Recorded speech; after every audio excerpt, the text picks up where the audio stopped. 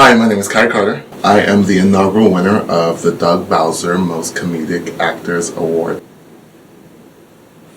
That's good. That's good.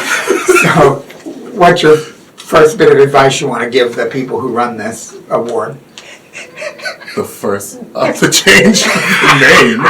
Thank you. It's a mouthful. I'm originally from New York City. Not technically the city. It's I grew up in Far Rockaway, so it's like on the closer to Long Island than it is the city. I currently reside here in Orlando, Florida. I've been here for 13 years.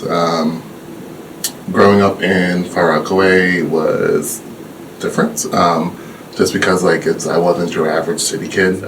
I was actively gay. I wasn't actively out in Far Rockaway. I say officially coming out to my mom, it was, let's say, 7 years ago. So it's still kind of new. She always knew,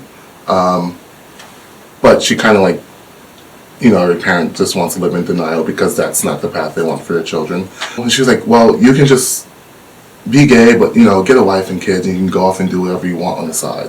And then that's when my wheels in my head, I kind of sobered up really quickly and I was like, I was like, this is not the life I want for myself.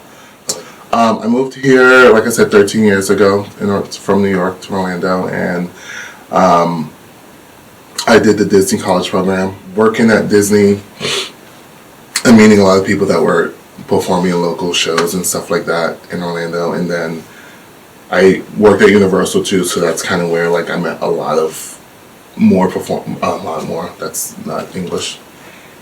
When I met more people that performed in local theater from Universal, this is where I kind of crossed paths with Blue. And then it was just one day I saw she had posted about, Blue posted that they were doing the amateur burlesque show. So then I did my first amateur burlesque show and then I won. So then Blue took me under her wing and was like, you're one of my babies now. And I was like, let's do this. I've always enjoyed singing. And I was like, I know I like to sing. And I was like, I feel like everyone keeps telling me I have a decent voice, a decent singing voice. And I was like, I don't hear it, but cool. And every now and then I'll sing in the car or shower. And I'm like, oh, I hit that note. That was amazing. I'm ready for my Grammy. And then I was like, okay, well, if you're going to take the singing thing serious, you are now at the point in your life where you can control what you want to do and what you want to learn. So do it. And then I was like, well, here's this burlesque side, and now here's this singing side. Well, I can mash both these worlds together and be part of it, and start auditioning for musical theater that I've always wanted to do. So I worked on a song with my vocal coach. And it's one of my songs I use from a lot of my auditions now. It's Home from The Wiz. And the meaning behind that song all came together. And it was, that was the first time I've sung in front of everyone. My first Fringe show was when I was a fill-in for Alchemist of Dreams that Blue did. I believe Tamisha couldn't do that show, or I think she got injured or something like that. And Blue had texted me and was like, I need you to fill in for this burlesque part of the show because we're missing Tush and it's Patriot Spectrum. We need to fill in. And I was like, okay, cool. So that was my first ever Fringe debut.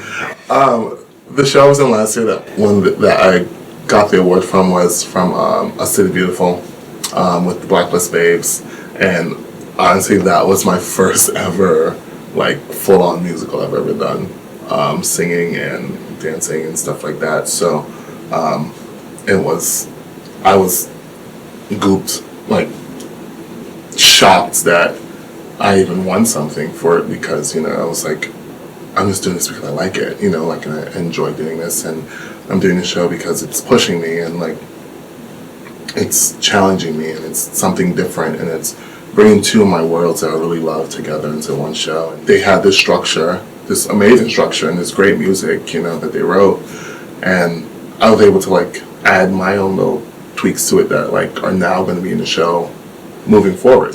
The show that I'm doing at Fringe this year is called A City Beautiful, The Tragedies at Hotel San Juan with the Blacklist Babes and Cheesy Pizza Productions. And it is about the Hotel San Juan that was downtown, which is now the Morgan and Morgan building. Mm-hmm. And it's how the story of from when it first was built to all the people and all there's different characters that went in and out of this hotel. And there's murder, there's mystery, there's daredevilry, all told in song and burlesque. It's in the green venue. You know, I like to show this really soft feminine side that I have, and then I also like to show that strong masculine side that I have as well, and just kind of put them together. So like, and I love the drag makeup. I love makeup. I love looking pretty. I love feeling pretty. Who doesn't? I like to be sexy. And so this outfit that I'm wearing today is actually a Doug Bowser original.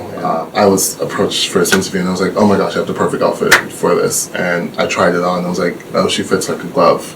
Like it was tight in all the right places. It hugs in all the right places. It pulls in all the right places. Symbol of the sunflower, which, and you know, like something that I've taken from Blue.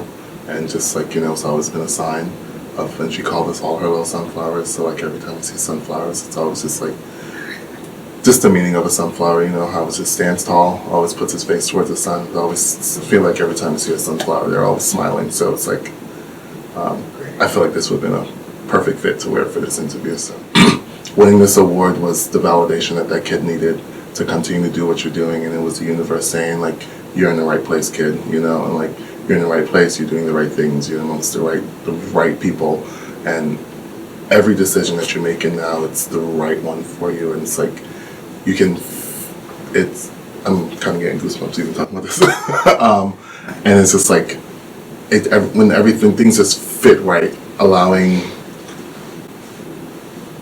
yourself to be seen, listening to the right signs, and you know, like, and winning the award was that bit of validation needed at that time to just say, you got this, you're on the right path. Yeah.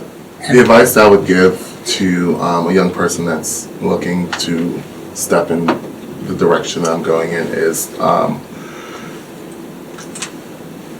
there are going to be so many doubts in your mind about what you're doing for yourself. And there are going to be so many questions that you're going to not be able to answer when you ask yourself those questions. And just think of the small steps that you're taking in that direction and having grace with yourself while you're getting through that, because there is no handbook out there in this world to teach you where you need to go. I would like to encourage the Fringe goers to donate to the Doug Bowser Most Comedic Actors Drag Performer Show Actress Award.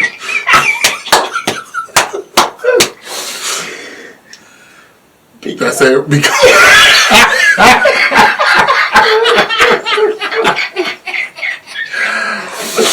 Okay, let's try this again. Alright. I would like to encourage the Fringe goers to donate to the Doug Bowser Most Comedic Funny Person Actress Award, because you don't understand how much of a difference that you can make into someone's life with just a small little donation, and it's every little penny adds up, and it may not mean a lot to a lot of people, but it can mean a lot to that one person. And you can be that little bit of validation that little kid, or that always wanted to do this, and it can always be that little validation to that one little kid to say, you're on the right path, kid. So, donate.